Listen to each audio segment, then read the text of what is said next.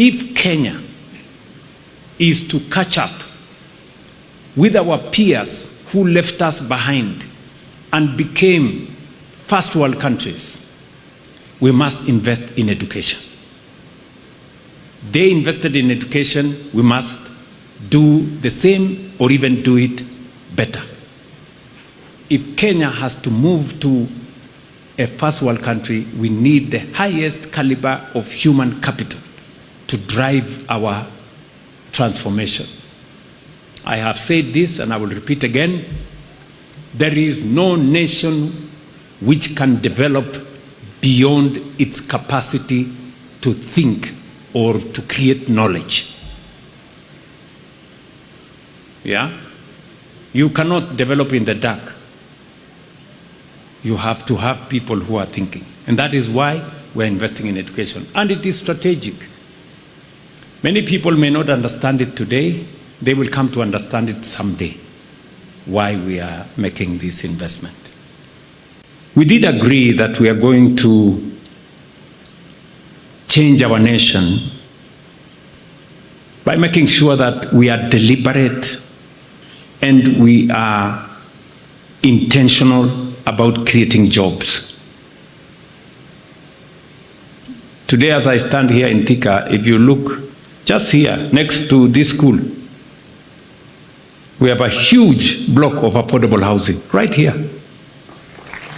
In Kiambu County alone, sikizeni bana, in Kiambu County alone, we are spending 60 billion shillings in Kiambu County alone. We are building 17,000 housing units. We are building 35 markets. We are building hostels for 20,000 students in Kiambu County. It has never happened before. That's the reality. Sasa mtajipanga tu na hapo. Alafu saa zingine unasikia kuna viongozi sijui akili wanatumia ni gani, wanasema ati watasimamisha hiyo kazi yote.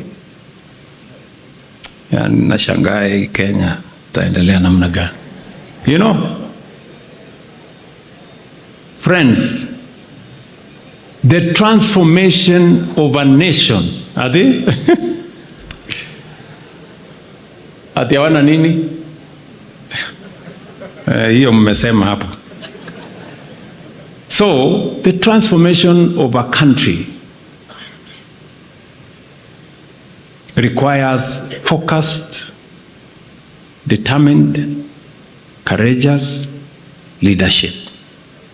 If our forefathers were not courageous, we would still be slaves of the colonialists. And if we are not courageous as leaders of this moment, we will continue to be slaves of underdevelopment. So, like our forefathers, we must gather the courage and transform our nation. I made a commitment that we are going to change health delivery. It is not possible that 60 years after independence, health is still a preserve for those who have jobs, those who have the means, and those who have money. Health, according to our Constitution, Section 43, health is a right to every Kenyan, irrespective of their social, political, or religious standing. It cannot continue to be a privilege for those who can afford. And that is why we have rolled out universal health coverage. We've discussed universal health coverage for almost 30 years, but I made a determined push. And I want to thank Parliament. They worked with us. And today, as I stand here in Kiambu County, we have paid 8 billion shillings for health delivery in Kiambu County. We have 1.38 million people registered out of 2.4 million people in Kiambu County, and the registration is going on. And I want to assure you that shortly we will have universalized delivery of health. We have discussed this for many years, but I decided that I am the person to actualize. I remember I said very clearly and without equivocation that we are going to invest in infrastructure. Today, we have road constructions going on everywhere in Kenya, including in this Kiambu County. Na kwa watu wa Kiambu County, part of the commitment I have made is that because Kiambu County is growing and slowly it is becoming part of the metropolitan city of Nairobi, the road on Thika Road, we need to expand Thika Road and provide an express way from here. Najua wakati nilisema tutajenga barabara ya Mau Summit, hii Rironi kwenda Mau Summit, watu wengine waliongea maneno mingi. Haiwezi kujengwa, hata wheelbarrow hakuna. Lakini hawa watu tutawaibisha.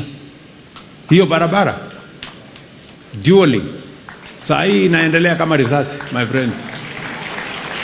And as I said, by April next year, hiyo barabara itakuwa imekamilika.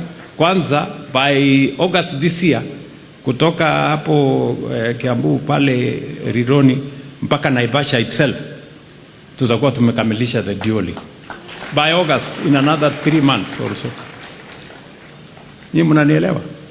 Yes. We are going to transform this country. We are going to change it. Na hii yenu ya Thika hii nimesema super highway, we are finalizing the designs. Nitakuwa hapa mwezi wa 10 kuianzisha.